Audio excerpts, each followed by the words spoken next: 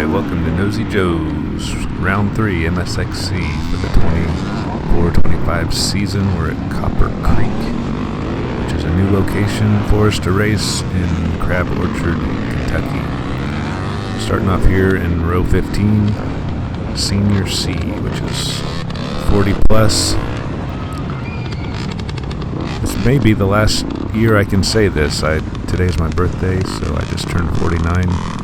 I need to check the rules. I'm not sure what class I'll be in a year from now. You can see I was a little late into the woods here, so I got a lot of ground to make up. If you looked at that pile up before the race started, that was actually the original lap 1, if you will, but we had to do a restart because of that pile up. There was just zero progress being made on that hill. Just more people getting stuck in the same spot. So Cash restarted us, which I think was the right call because there was just nobody moving. So anyway, we kind of had a sight lap, if you will, and this is lap 1 of 5 for me in a shortened 90-minute race after the restart. I'd actually been through this before once, so that's not often that you get to have a restart, but also that you get to race a lap before the race starts. Anyway, I didn't really start out any better or worse than the restart. That didn't really hurt me, and I didn't really waste much energy in that pile up because I just kind of found a place on the hill and sat there. I know for other guys it was a bigger impact. Some guys had actually made that hill, some had made it around the hill and had done up to 3 laps, I heard guys saying, before they got restarted. I get stuck behind the KTM here for a second. I thought he was just going to quickly restart, but he didn't. So now all those guys that were ahead of me, I'm really behind. The turn to go up this little steep hill seemed to catch people off guard about every lap.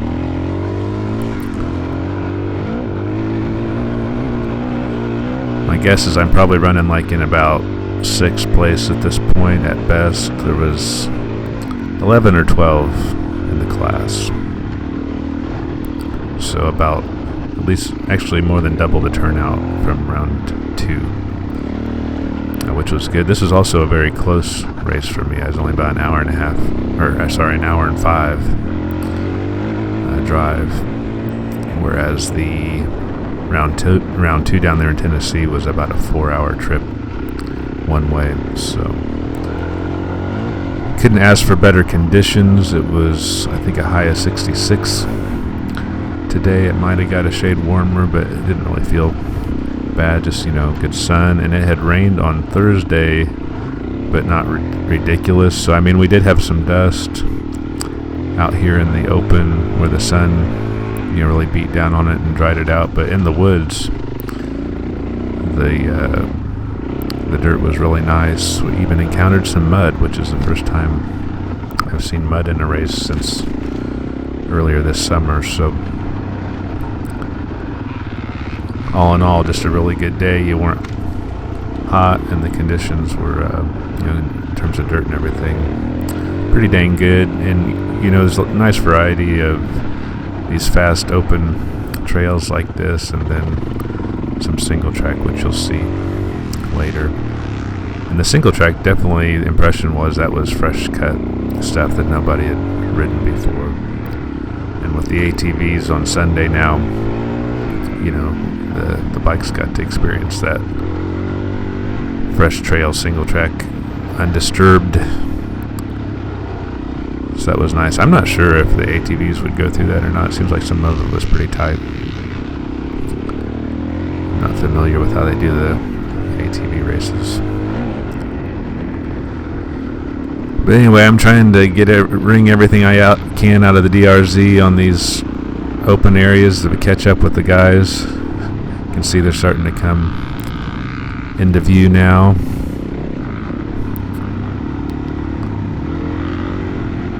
I think at least a couple of these guys are in my class.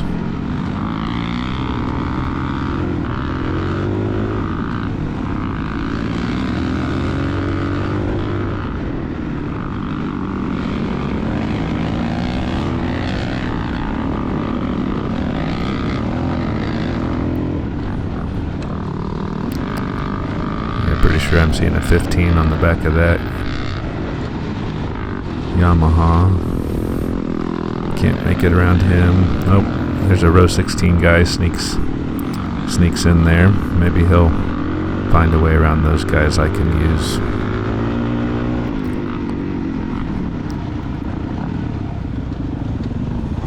This is another turn that caught people off guard, so I'm going to use the shortcut to get around those guys. So there's two of them. So I might be in about 4th place now. Some respectable downhills during this race. That one there wasn't too bad.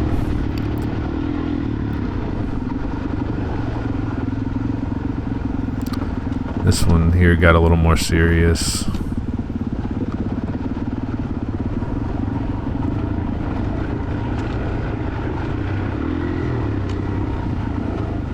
But it mellowed out there at the bottom.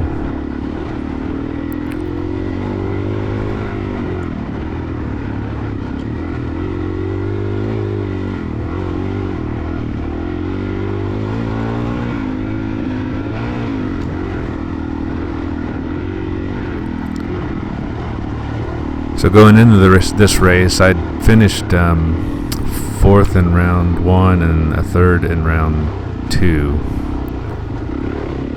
And so I was wanting to kind of keep my points up. Mike McDonald was back. He often wins these. So I knew I wasn't going to beat him. I was counting on probably Steve Gastineau in 2nd, but he actually broke some ribs, he told me, early this week, so he didn't race. That KX 450 from the first 2 rounds, he was racing today, so I knew he'd be tough. So there was another guy. So the best I was hoping for was about 3rd place, and I ended up getting 4th. I'm not sure where I'm at the end of this round, probably about 4th anyway, but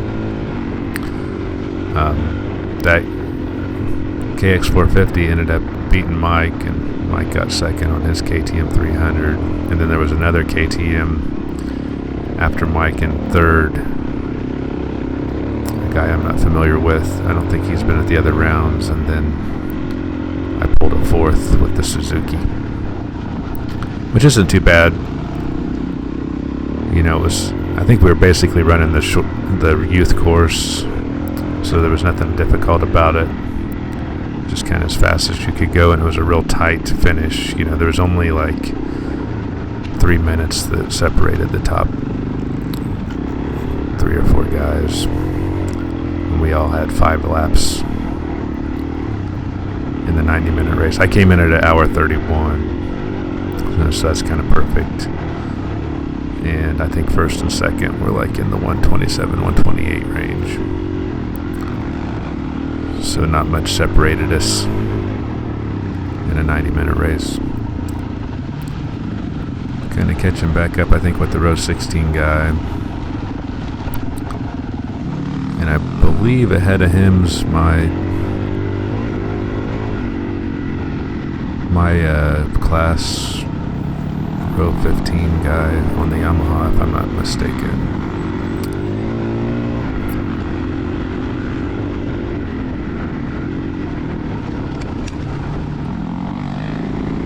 If it is, he's the guy I chased much of the first lap of last race. So he and I are pretty close. And that YZ 250 4-stroke. Another downhill.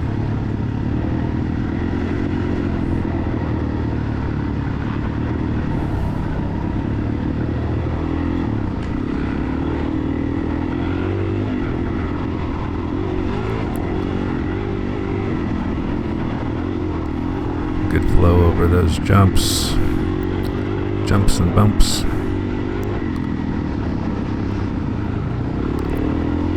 So what we've seen so far of the course is pretty much the dry 2/3 of the course, and then kind of the last third is where you get into some mud and slick.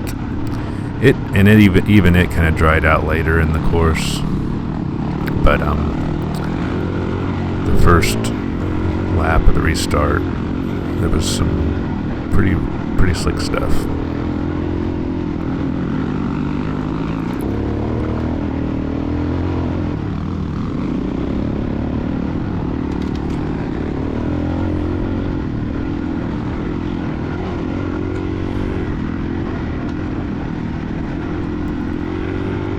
All in all, I really like this location. I don't think it's ever been raced before. I don't think KXCR ever used it. MSXC, pretty dang sure it's the first time. So I thought it was great. I hope it becomes one of the regular places. And even the whole restart business, I mean, I hope that didn't ruin anybody's day, because honestly, I sat there for 20 minutes and I never even understood why everybody was hung up. I mean, maybe I just didn't get far enough to see the problem. I mean, obviously there was, or not everybody would have struggled on it. I saw row 8 people stuck on it, so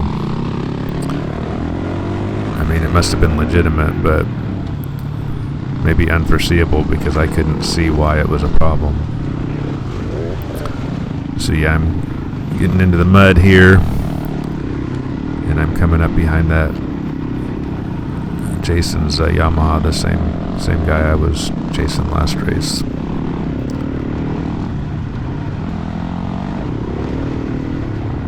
My guess again is that he's in third right now. I haven't seen the lap time report yet.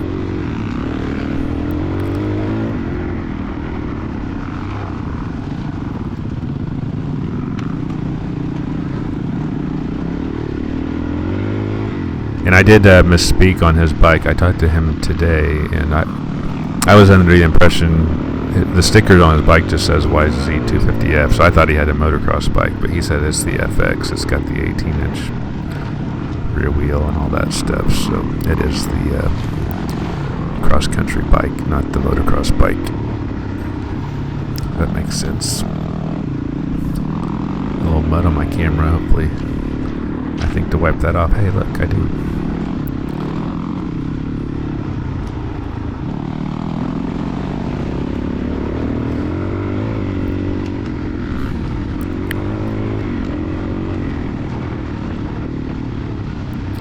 So the DRZ versus the YZFX, where I have trouble catching him is out in the open spaces.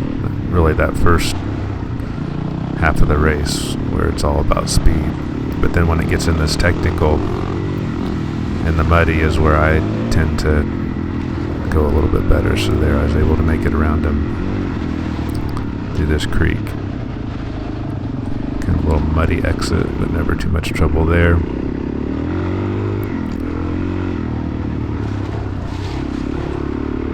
And I'm pretty sure that's the last time I see the Yamaha. I'm able to maintain my position ahead of him, and in the end he was like an hour and 33, so I ended up about 2 minutes ahead.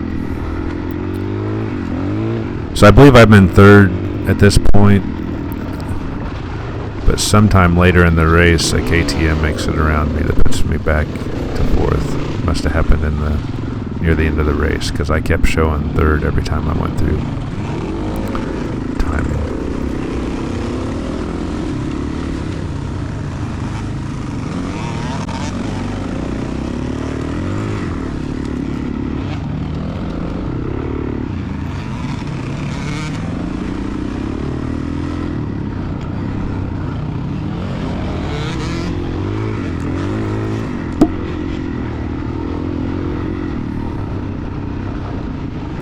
This might be a row 15 guy ahead of me right now, but I don't think his position lasts very long in terms of being ahead of me.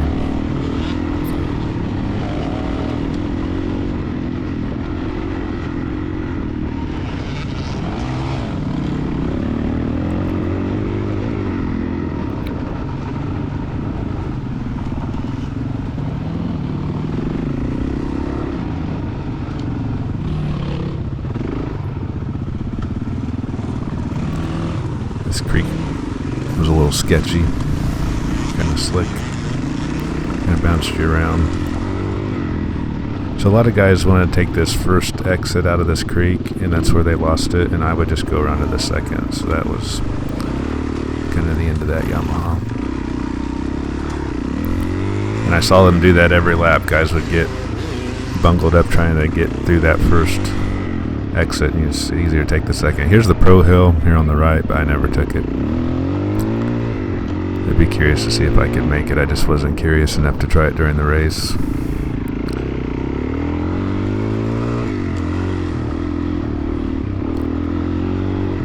I heard mixed reviews as far as whether it was hard or easy.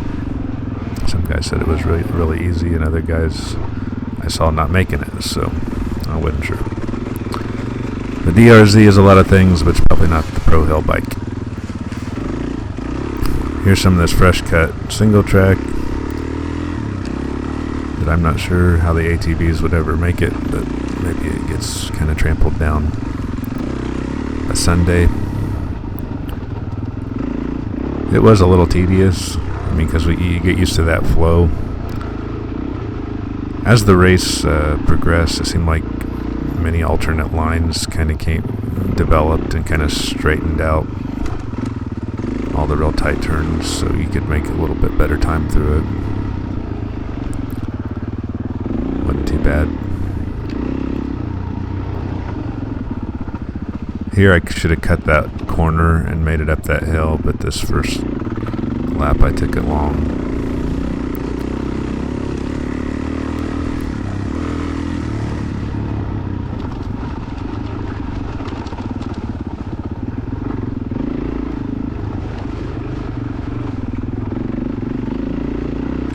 In general, the DRZ handles pretty well through the tight. It's just a little top heavy. People ask me a lot about, you know, if I miss the XR, and that's where I do kind of miss the XR. The XR had a lot more lower center of gravity, and I felt like it was, I don't know, better handling at low speeds. The DRZ is very stable once you get going, but the XR was just very well planted feeling at low speeds, and the DRZ is just kind of top heavy. But all in all, you know, I'm performing better on the DRZ, so can't complain. So they drop us through this creek before timing, and that was it. That was the youth course, and I'll see you guys hopefully at round 4. That's at Tennessee, so that's another far one, but hopefully see you there later.